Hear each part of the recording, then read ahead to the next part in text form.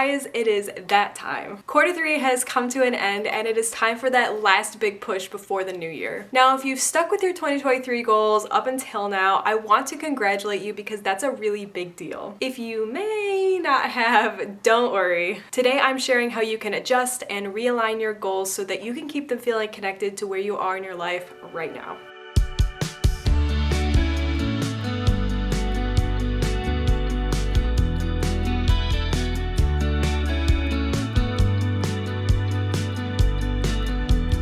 Before we get started today, I have an exciting announcement to share with you. This year, I am going to be hosting a New Year goal setting challenge called Define Your Goals. The Define Your Goals challenge might be a little bit different than what you might be used to with the goal setting challenge because we're going to take the 2 weeks leading up to the new year to deep dive into goal setting, be sure that your goals align with your current stage of life, and then create an action plan to achieve those goals. Then for the 2 weeks after the new year, we're going to take time to create daily rhythms so that you can keep moving forward and stay focused on the big picture. We're also going to talk about strategies on what to do if you start to feel misaligned with your goals halfway through the year, and then how you can get back on track. About 23% of people quit their goals after the first week of the new year, and about 48% of people quit at the end of January. So I'm going to challenge that idea by coming alongside of you guys, getting a great foundation for your goals, and starting the new year off on the right foot. Lots of you love the free 2023 goal planner in Notion that I created last year,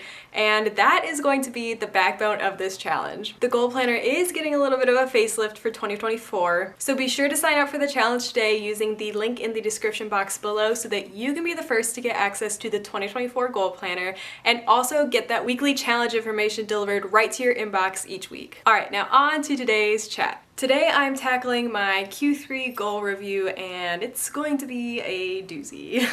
As you can see, I only had one goal this quarter and yeah, 25% accomplished. As I mentioned earlier, today I'm sharing how you can adjust and realign your goals to keep them feeling connected to where you are in your life right now. So obviously this guy is going to need some adjusting.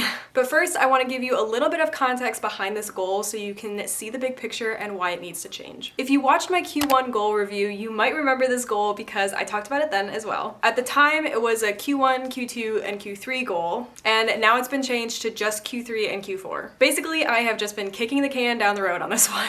A big part of that reason is that my husband and I were finally able to take our honeymoon this summer, which we had to put off for a few years because of the pandemic, and that quite honestly was a huge financial endeavor for us. And truly, it just kind of took precedent over this personal goal that I have right now. Looking over my plan for this goal, I wanted to work through one space at a time so that I could clean up the space, get an idea on the design, plan out the materials, and then purchase them. I still agree with the way that I've structured this goal, but given that our finances have kind of been directed elsewhere at the moment, I need more room between purchasing the materials for one space before I start cleaning up another space. So far, I have been able to plan out the materials for the bedroom, which is that 25% completion of the goal. But realistically, I'm going to need a little bit more time to furnish the bedroom because it was completely empty before I started and furniture isn't cheap. So that's what's up with this goal.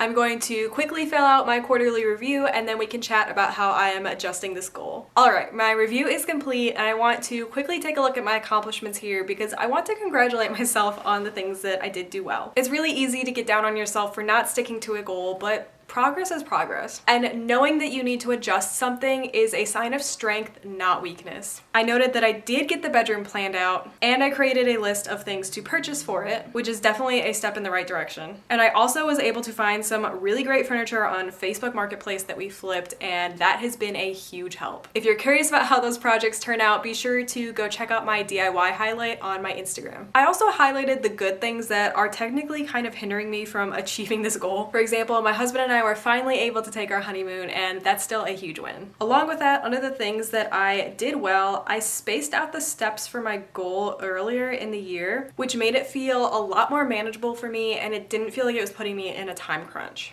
So that was a good one. And then also just realizing that this goal kind of needs to be put on the back burner for now.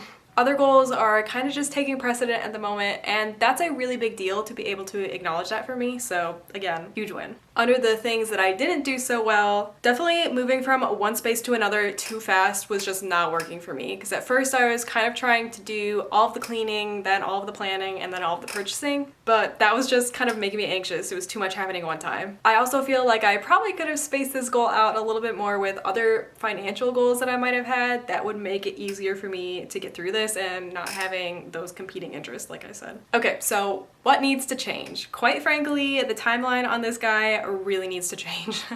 I would say I'm about 25% of the way through furnishing the bedroom, and that's taken me about 2 months. So following that trajectory, I'm probably gonna push this to Q3 and Q4 of actually next year.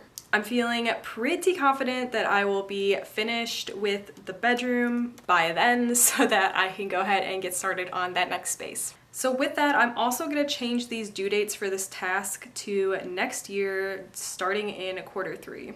I'm also going to leave a pretty big gap in between the first space and the second space so that I have time to purchase the materials for that and get that all sorted before I just jump into another space. Okay, so what are the takeaways here and how can you apply this to your own goals? For starters, pay attention to how you handle due dates. Do you feel ready and prepared when those tasks come up? Or do you continually move the due date back in hopes that you're gonna be ready by then? If it's the latter option, your timeline just might need some adjusting. Really dig in deep to what it is that's holding you back here though, because that's going to determine how you're going to adjust that timeline going forward. Another place to check in is with your plan. Did you miss a crucial step that's affecting your timeline? Or did you overcomplicate it to where you're struggling to get started? If you're missing a step, it's okay to extend the duration of your goal. Pushing your timeline back just ensures that you're working at a sustainable pace instead of trying to crush everything into this really short timeline. And if your goal is just feeling too overwhelming to tackle, that might mean that you need to split that goal into smaller goals or into multiple parts. As I mentioned before, when I started this goal of updating these spaces,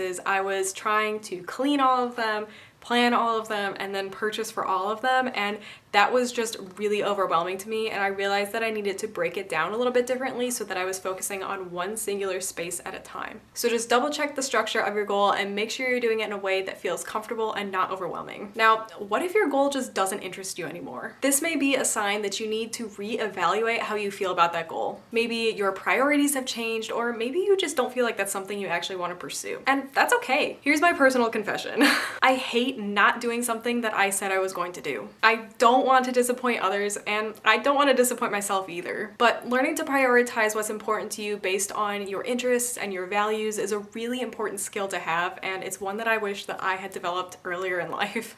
It's totally okay to take things off your plate if they aren't aligned anymore. Or in the case with my goal, just reschedule something so that you can prioritize other goals in the meantime. I hope this video has been helpful for you to see how I handle my goals that are just kind of feeling off from where I am in life. If you did find this video helpful, be sure to give it a thumbs up and let me know in the comments if you did ever have to adjust a goal. Let's give each other some encouragement that it's okay to intentionally and realistically pursue our goals. Also, don't forget to sign up for the Define Your Goals challenge. The link is in the description box below. Have a great Q4, and I'll see you guys in the next one. Bye guys.